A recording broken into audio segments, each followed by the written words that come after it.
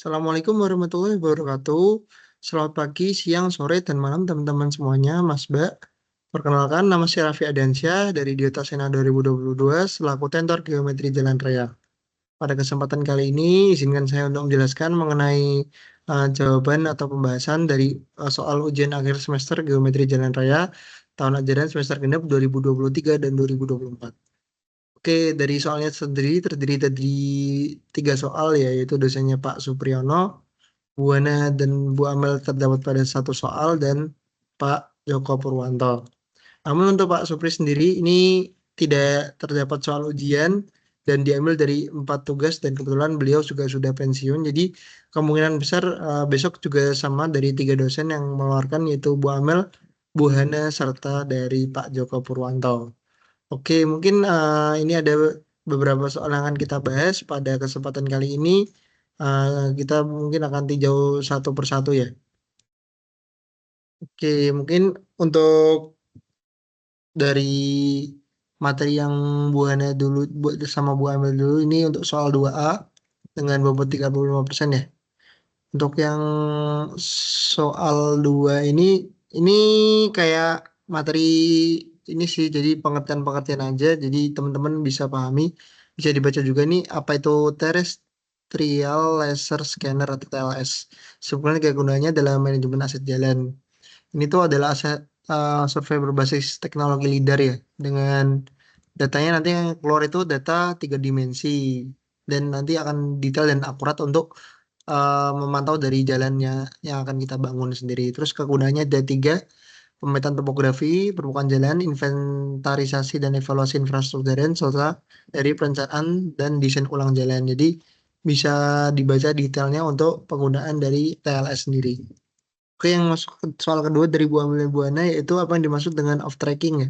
Untuk off tracking sendiri itu adalah fenomena ketika kendaraan besar seperti truk atau bus besar itu berbelok, di mana dapat dilihat dari gambar nih, ban depan sama belakang itu tidak mengikuti jalur yang sama dengan ban depan, melainkan mengambil lintasan yang lebih dalam atau ke dalam kurva. Jadi seperti yang kita tahu, untuk bis dan truk itu punya jalur sendiri untuk jalur putar baliknya atau beloknya. Jadi bakal terjadi off tracking ya. Ini dipertimbangkan juga bakal, karena dalam mendesain juga, terutama pada belokan dan simpang, itu sangat perlu diperhatikan untuk off tracking dari truk dan bisnya sendiri, agar ini ya fungsinya itu agar kendaraan tidak keluar dari jalur atau menabrak objek ke pinggir jalan yang ada di sekitar dari jalur utama jalannya.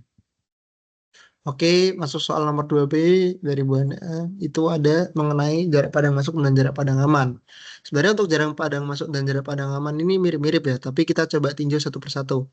Untuk jarak pandang masuk sendiri adalah jarak minimum yang harus tersedia agar pengemudi yang berada di cabang minor dapat melihat kendaraan yang datang dari cabang mayor. Misal ini ke jalan B, ini jalan minor nih. Nah, untuk kendaraan dari kendaraan A, jalan A itu jalan mayor, maka untuk jarak pandang masuknya itu jarak pandang dari ini, titik B ini ke sini, agar bisa melihat dari kendaraan A-nya. Jadi bisa dilihat untuk garis pandangnya sendiri, dapat melihat untuk kendaraan A yang berada pada jalur mayor. Untuk jarak pandang aman sendiri itu sebenarnya merupakan bagian dari jarak pandang masuk, di mana untuk jarak pandang aman ini itu adalah jarak memungkinkan dari kendaraan itu, istilahnya, dapat melihat dari depan-depannya ya, maksudnya jarak pandang untuk menghentikan kendaraannya, pengereman dan sebagainya. Dan bisa diartikan juga untuk jarak dari kendaraan itu aman tanpa mengganggu kendaraan yang ada di jalurnya sendiri ataupun jalur utama. Ini berarti mempertimbangkan kecepatan kendaraan sama waktu reaksi di pengemudi di jalurnya mereka sendiri. Jadi sebenarnya dalam satu kesatuan bagian untuk jarak pandang aman dan jarak pandang masuk. Cuma untuk jarak pandang masuk pengertiannya lebih detail ya. Untuk gambar sendiri bisa lihat di sini, faktor yang mempengaruhi ada 3, yaitu kecepatan kendaraan di jalan utama, waktu reaksi pengemudi, dan kondisi geometrik jalannya, baik kemiringan, kelengkungannya juga berpengaruh pada jarak pandangnya. Masuk soal yang selanjutnya atau soal yang terakhir dari Bu Amel dan Bu Hana mengenai staggered intersection, di mana untuk staggered intersection adalah jenis simpang tidak langsung lurus, sehingga di mana ada dua jalan cabang minor tidak berhadapan langsung, tetapi ada jarak dari simpang minornya di sepanjang jalur utamanya. Jadi ini ada gambarnya sendiri, bisa ini untuk jalur utamanya ini yang tengah, untuk jalur minornya itu yang R4 sama R2 ya. Nah, di situ bisa terlihat bahwasanya untuk jalur minornya terdapat jarak ya untuk tidak pada satu bagian kesatuan. Karena apa? Nantinya kalau misalnya adanya staggered interaction itu dapat mengurangi konflik lalu lintas dan meningkatkan keselamatan daripada digunakannya simpang 4 langsung yang sifatnya akan padat pada satu simpang lengannya gitu. Satu lengan keseluruhan ya, maksudnya semua lengannya itu bakal padat kalau misalnya 4 lengan langsung begitu. Lalu maka nantinya dapat digunakan dua tipe nih untuk yang tipe staggered sendiri. Ini sebenarnya tipenya sama aja, sama-sama staggered, cuma dia jalur masuk keluarnya ini ada gambar di mana untuk yang LR tuh masuknya dari kiri dulu bisa belok baru ke kanan. Kalau yang RL tuh yang bawah ini dia dari jalur mayornya mau ke minor itu ke kanan dulu baru ke kiri. Jadi ini jalur dari mayornya mau masuk. Jadi yang atas nih dari jalur mayor itu mau ke kiri dulu bisa. Nanti yang simpang satunya yang minor itu di depannya di kanan. Kalau ini yang depan itu yang kanan dulu baru dilanjutkan sama yang kiri. Tuh, oke. Kurang lebih untuk penjelasannya soal Buana dan Bu Amel seperti itu. Oke, masuk kita pada penjelasan soal Pak Joko Purwanto mengenai desain tikungan juga ada nanti untuk elemen vertikalnya juga ada dibahas ya. Oke, mungkin untuk soal ini jadi sangat soal tipikalnya Pak Joko ya. Mungkin kita bisa ngelihat dari materi yang lengkung horizontal ya. Bentar.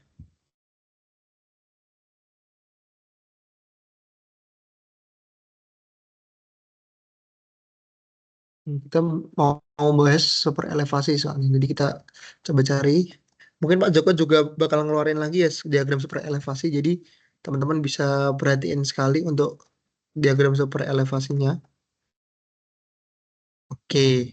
Ini ada dua tipe ya seperti yang kita tahu ya, tipe SCS sama tipe FC ya. Jadi aku bakal jelasin untuk step-stepnya dan gimana cara menentukan untuk tikungannya. Jadi pada soal dijelaskan akan ada suatu desain lengkung horizontal dengan data jalan 2/2 UT dengan sudut tikungannya 50 derajat, RC 120 meter, LC 200 meter, LS 26 meter, E normal 3%, E maksimum 8%, serta E desain 6%. Lalu kita suruh menyebutkan nih jenis tikungannya dari data yang diketahui. Oke, jadi dari teman-teman sendiri ini perlu memperhatikan pada soalnya. Untuk desain lengkung horizontalnya sendiri itu komponennya apa aja? Oh, ternyata di komponennya sendiri itu ada desain yang ternyata dia lebih dari normal. Nah, itu bisa jadi patokan tuh, satu. Terus juga bisa melihat dari yang paling utama tuh pasti dari lihat komponen RC, LC sama LS-nya. Ternyata ada kata LS, di mana LS sendiri itu adalah lengkung spiral. Berbeda dengan lengkung spiral fiktif, di mana untuk lengkung spiral fiktif itu adanya di tikungan FC. Jadi untuk lengkung spiral fiktif itu simbolnya tuh LS aksen ya. Jadi dengan ada data yang diketahui seperti ini, maka dapat disimpulkan untuk jenis tikungannya itu lengkung spiral, circle spiral gitu. Jadi bisa menjadi alasan juga kenapa jenis tikungannya lengkung SCS gitu ya. Oke, untuk cara gambarnya sendiri dari diagram data-data yang sudah diketahui, di teman-teman aku kasih tahu step-stepnya ya. Untuk step-stepnya sendiri itu teman-teman bisa menentukan dulu nih skala vertikal dan skala horizontal. Tentunya untuk skala vertikal dan skala horizontal itu teman-teman harus sesuaikan dengan jawaban ataupun lembar kertas folio dari teman-teman sendiri. Karena kalau misalnya skalanya terlalu besar ataupun nanti skalanya terlalu, maksudnya skala terlalu kecil besar 1 banding 1000 nih, nanti kan pasti bakal panjang banget nih untuk di kertasnya nanti, maka yang ditakutkan ini nggak cukup tuh teman-teman, maka teman-teman bisa gedein skala vertikalnya dan skala horizontalnya juga nih. Ini sorry kebalik ya, untuk skala horizontalnya 1/2000, untuk vertikalnya 1/2%. Ini kebalik nih. Oke, kita jelasin step-stepnya sendiri. Aku bakal jelasin step-stepnya sendiri. Untuk step-stepnya sendiri bisa teman-teman ikuti langkah ya. Langkah pertama itu kalian menggambarkan dari garis putus-putus untuk E sama dengan 0%. Itu berarti lokasinya agak di tengah gitu ya. Oke, setelah itu teman-teman atau Mas B bisa nandain nih untuk bagian dari setiap komponennya SC, TS, CS, ST. Jadi Mas B terus bisa memberikan lebar atau panjangnya sendiri dari setiap komponennya. Di sini ada LC, LS, dan LS ya, kanan LS sebelum dan LS sesudah. Nah, di situ eh, teman-teman Mas Bek bisa memberikan tanda di bagian 0%-nya sendiri. Nih, SC berapa, TS berapa, CS berapa, ST berapa. Lalu setelah diberi tanda-tanda, bisa langsung aja ditarik garis ke atas ya. Dari TS, SC, CS, sama ST. Oke, terus ini ada dua, tiga garis di sini apa? Kalau dari saya sendiri, preferensinya adalah tiga garis antara jarak antara TS sama SC. Aku bagi tiga, maka ada dua garis tambahan di tengahnya ini. Karena itu menjadi patokan buat gambar ya. Oke, terus bisa ditambahkan sendiri nanti ketika yang bagian paling kiri dan paling kanan sendiri itu ditambahkannya nanti saja. Jadi masing-masing tikungan tuh punya, baik sebelum sama sudah tuh punya 4 garis dari garis vertikalnya. Nah, setelah menandai semua itu, maka kita bisa membuat dari garis titik untuk masalah persenan dari diagram super elevasinya. Aku di sini maksud aku 1 senti maka sama dengan 2% ya. Ini makanya di sini 1 sentinya 1,5, terus setengahnya ini maka dapatkan n 3 min 3%. Jadi perbandingan vertikalnya 1:2%. Dengan itu maka bisa kita gambar untuk yang atas sama yang bawah dulu dengan kita tahu data Edison dan E-normalnya. Untuk Emax-nya kita nggak pakai ya, 8% tuh kita teman-teman bisa pahami nggak usah dipakai karena kita akan desain jalan ya, bukan menggunakan Emax-nya. Dengan Edison 6% kita tarik gambar, bisa tarik gambar mas mbak teman-teman di bagian sisi luar dan sisi dalam berkerasan. Lalu dilanjut dengan memberikan garis, ini pakai pensil dulu ya, yang N-3%. Nah, patokannya untuk yang tipe SCS itu garis yang dari sisi luar ini maupun sisi dalam ini, kita sisi luar dulu aja. Sisi luar ini kita tarik hingga garis sisi luarnya itu di bertemu pada titik E0 sama dengan 0% di titik TS. Kita teruskan sehingga bisa berpapasan atau berimbit sama garis N-3%. Jadi tarik sini, ini juga sama, tarik pada posisi ST kalau yang bagian kanan, bagian ST, maka akan bertemu di garis dari EN-3%. Nah, garis pertemuannya ini kita beri garis ke atas atau sebagai garis tanda ya. Sebenarnya ini ada namanya tangan. Kalau Mas Mbak teman-teman lihat di materi yang ini namanya tangan ya. Cuma data tangannya kan juga nggak diketahui ya. Oke, karena udah dapat garis yang ini sama garis N-3%. Nah, yang bagian bawah ini kan belum dapat nih. Nah, untuk bagian bawah sendiri itu caranya kita tarik garis untuk bagian bawah ini ke, karena ingin menyesuaikan dengan diagram yang atas ya. Yang ini kita tarik pada garis ke satu dari ini ya, TS ya. Jadi sebelah kanannya TS sama sebelah kirinya dari ST sendiri ini, sini sama sini ini. Maka kita tarik ke atas, maka kita dapatkan untuk dari diagram super elevasi untuk tipe SCS, di mana untuk komponen-komponennya bisa dilengkapi seperti e-design, sisi dalam sisi luar, besarnya lengkung circle, lengkung spiral, dan besarnya dari persenan super elevasinya, dan serta beberapa komponen terkait dari ABCDE, ABCDE yang maksudnya kondisi di setiap garisnya ya. Seperti ini min 3% sama plus 3% kayak gitu ya.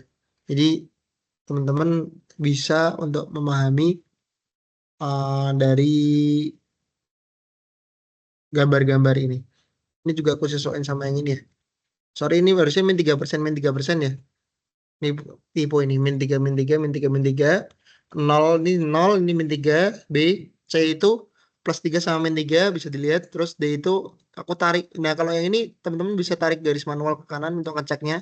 Maka ini 4% sama min 4%. Dan yang akhir ini titik paling ujung di bagian komponennya itu sesuai dengan edition yaitu 6% sama min 6%.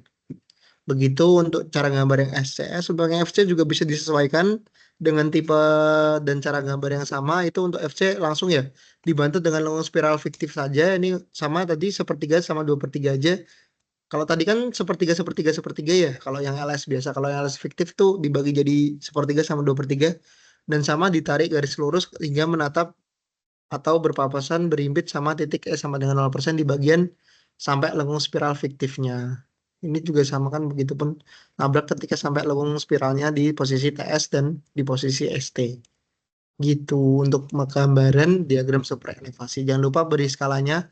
Sekali lagi ini kebalik ya, untuk skala horizontalnya 1/2000, untuk skala vertikalnya 1/2%. Oke, kita lanjut untuk soal yang terakhir, yaitu soal mengenai gambar yang terdapat pada soal, yaitu untuk NIM ganjil itu ada gambar yang di kiri dan gambar 2 ini untuk NIM genap. Kita suruh menjelaskan secara singkat mengenai gambar 1 dan gambar 2 dan tindakan apa yang bisa kita berikan ya, ataupun teman-teman Mas beri solusi dari gambar 1 gambar 2 ini.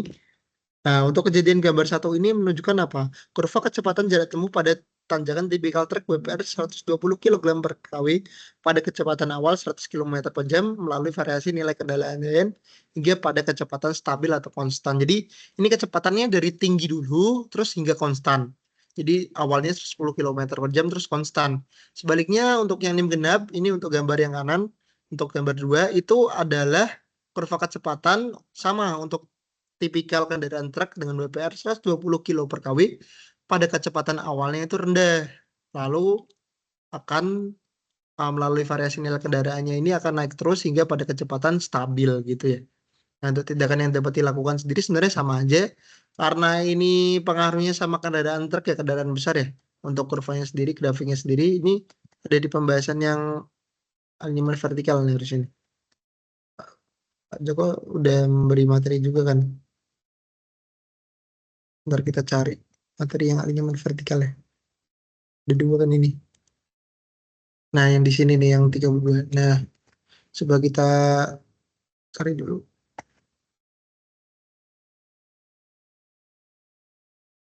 Untuk acuannya aku mengerjakannya dari sini. Jadi Pak Joko kemungkinan juga akan ngeluarin juga lagi untuk tipe lengkung vertikal sama lengkung horizontal ya.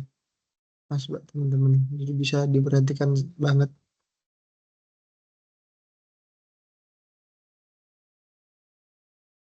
Nah, ini yang 18 slide ini.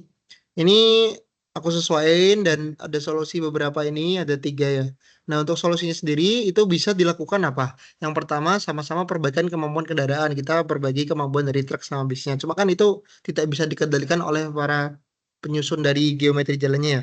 Jadi yang bisa kita lakukan itu juga dapat dilakukan perbaikan geometri jalan dengan pembatasan landai memanjang. Karena semakin besar landai memanjangnya, semakin panjang pasti atau semakin besar persenanya nanti akan semakin berbahaya buat truknya ya. Sama landai maksimum atau panjang kritisnya sendiri. Jadi itu bisa sesuai aturan yang persen, yang jangan terlalu tinggi persenannya dan juga jangan terlalu panjang di jalur kritisnya tersebut. Dan yang paling solutif dari jawaban ini adalah penambahan atau penyediaan fasilitas lajur pendakian ya. Lajur pendakian itu bisa dilihat di PPT yang tadi ya, yang dia diberikan lajur pendakian ini ditanjakan. Nanti teman-teman juga kalau diajarin banget ini bisa juga jadi opsi untuk soalnya. Jadi bisa dipelajari banget untuk lajur pendakian, caranya menggambarnya seperti apa gitu, bisa jadikan opsi untuk prediksi dari soal yang akan keluar pada ujian akhir semester besok. Ya. Oke, karena semuanya udah terjawab dari soal-soalnya, sekian dari saya, Raffi Diansyah. Apabila ada pertanyaan ataupun yang masih dibingungkan, bisa hubungi nomor saya sendiri di sini. Dan juga apabila dari saya sendiri terdapat kesalahan dalam penyampaiannya, atau kurang maksimal, atau sulit dipahami, dari saya sekali lagi mengucapkan mohon maaf. Sekian yang dapat saya sampaikan. Semoga bermanfaat dan semoga dilancarkan untuk ujian akhir semester besok. Sekian dari saya. Wassalamualaikum warahmatullahi wabarakatuh.